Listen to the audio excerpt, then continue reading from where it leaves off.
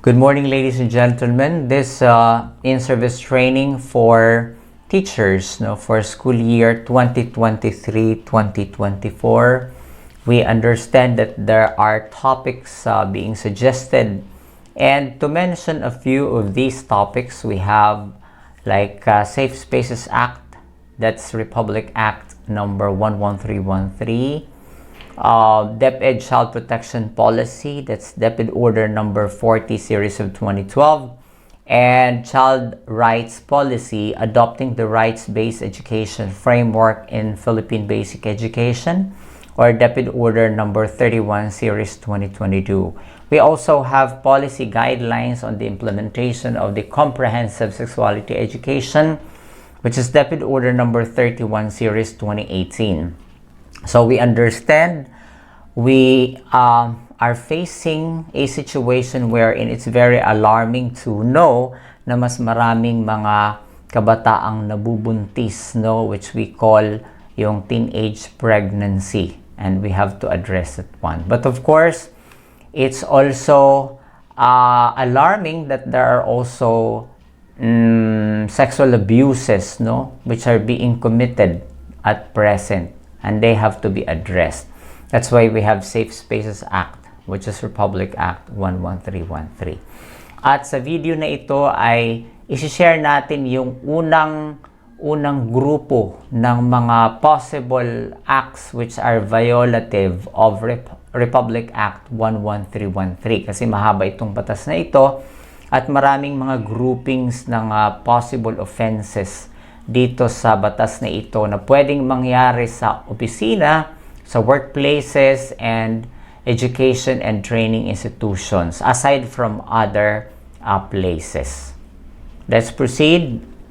So, Republic Act 11313 or Safe Spaces Act, and sometimes we call it Bawal Bastos Law. Galing ito sa Bawal Bastos Bill before. So, let's share to you some salient provision of RA 11313. On April 17, 2019, the Safe Spaces Act, or previously the Bawal Bastos Bill, was signed into law. It aims to ensure individual sense of personal space and public safety. Safe Spaces Act addresses gender-based sexual harassment. So, minsan nagkukwentuhan tayo sa opisina na parang hindi ganun kalinaw masyado ano ba itong Safe Spaces Act. So, ang sinasabi dito, ito ay gender-based. Gender-based sexual harassment in public areas such as streets, privately owned places open to the public, and public utility vehicles, among others. It also extends the protection even to cyberspace and provide acts and their corresponding penalties. Now, in the document prepared by DepEd, by Learners' Rights and Protection Office, it defines safe space. Safe space is a formal or informal place where a person feels comfortable, physically and emotionally safe, and enjoy the freedom of self-expression without the fear of judgment or harm. Now, if we look at Section 2, Declaration of Policies of RA 11313, it states that the state recognizes that both men and women must have equality, security, and safety not only in private, but also on the streets, in public spaces, online, workplaces, and educational and training institutions. So, kanina binanggit natin, pero to make it more detailed, eto ang mga lugar kung saan pwedeng ma-violate itong ilan sa mga provisions na meron sa RA 11313. Sabi dito, in streets, roads, sidewalks, and alleys, in public parks, malls, internet shops, cinemas, theaters, spas, and other recreational spaces, in churches, in transport terminals, PUVs, and in private vehicles covered by app-based transport network services, kapag kayo sumasakay sa mga app-based transport network services. In public buildings, public washrooms and spaces used as evacuation centers. In government offices, public and private workplaces, and in schools. In restaurants, bars, or public markets, and online. Tandaan natin na lalo na kapag online na, ito ay mas malaki ang fine, no? Mas malaki ang fine na i-discuss natin sa mga susunod na sessions. Now, what are the gender-based sexual harassment na pwedeng mangyari in streets and public spaces? So, kung ang ilang mga terminologies dito ay hindi masyadong common sa atin, we can use dictionary, no, to find out their meanings because we cannot discuss all of them today. So, we have there cursing. Tandaan natin ha, gender-based. Dapat ang mga ito.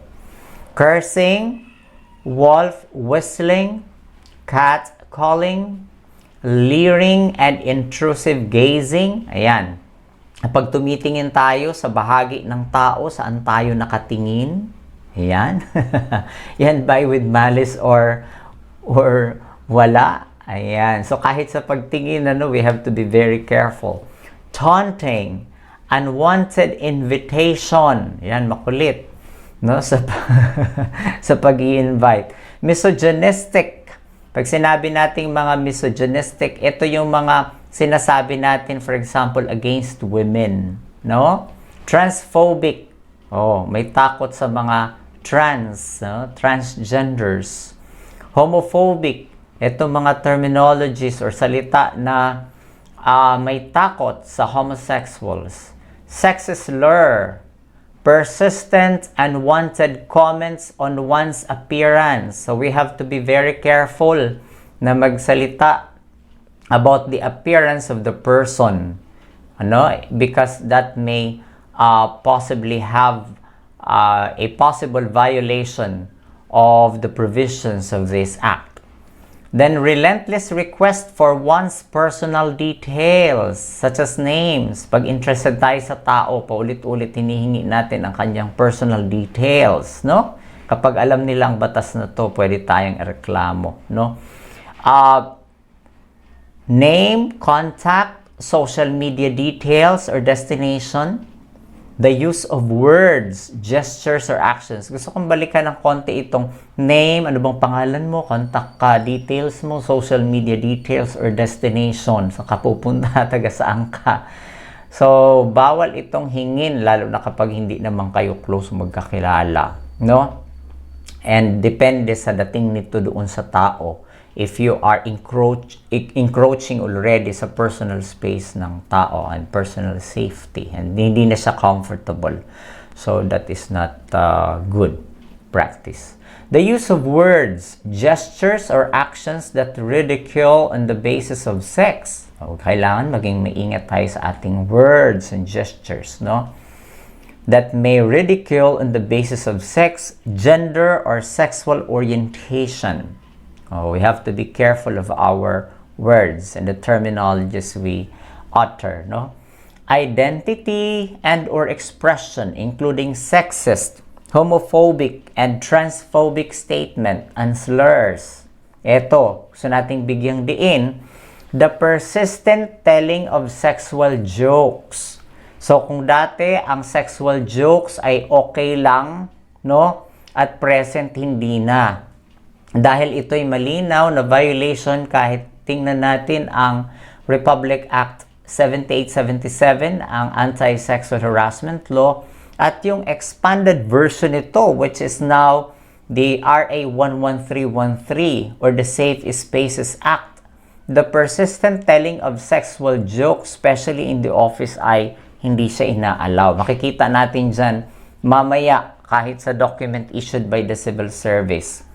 The use of sexual names, comments, and demands, and any statement that has made an invasion on a person's personal space or threatens the person's sense of personal safety.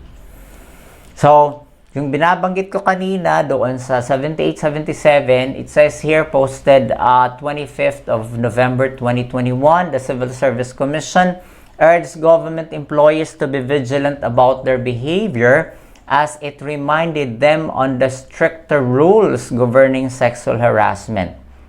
At dito sa document na to, hindi tayo syempre ma-spare dito, kasama tayo dito, no? All government employees, no? They issued resolution number 01-0940, the Administrative Disciplinary Rules on Sexual Harassment Cases. Of course, aside from 9877, the Anti-Sexual Harassment Law, this is also based on other related international documents, human rights documents. So we have to be careful. After all, kung titingnan natin sa ating DepEd Quality Policy Statement sa mababang bahagi, sabi dito, the department upholds the highest standards of conduct. And ... So, kahit yung ating ang ating conduct sa opisina, sa trabaho, we have to make sure we adhere to the highest we adhere to the highest standards of conduct, And balik tayo doon sa mga first group of offenses, If you were able to violate that for the first offense, ang prescription nito dapat nangyari ito in 1 year, Kung ikaw ay magrereklamo, for example, it's a fine of 1,000 pesos. And community service of 12 hours inclusive of attendance to a gender sensitivity seminar. If second offense naman, arresto minor, 6 to 10 days or a fine of 3,000 pesos. That's 1,000 pesos. And for the third offense, arresto minor, 11 to 30 days or a fine of 10,000 pesos. Yan. So, dun muna tayo sa first group of offenses. Meron pang ibang groupings at mas mataas na mga fines or penalties na pag-uusapan natin sa susunod na mga sessions.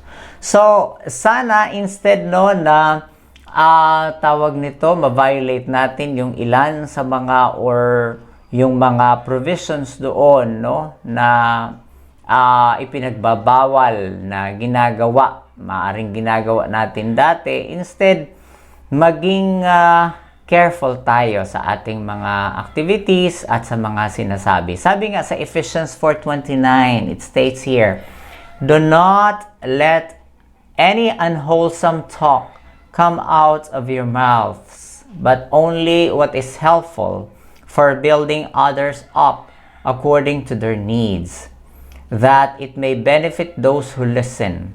Sa Proverbs 10:19, it says, sin is not ended by multiplying words, but the prudent hold their tongues. So we have to be prudent, and we have to check if the words we speak are helpful to others. Thank you very much. This is Sunny, and see you in our next discussion. Bye for now.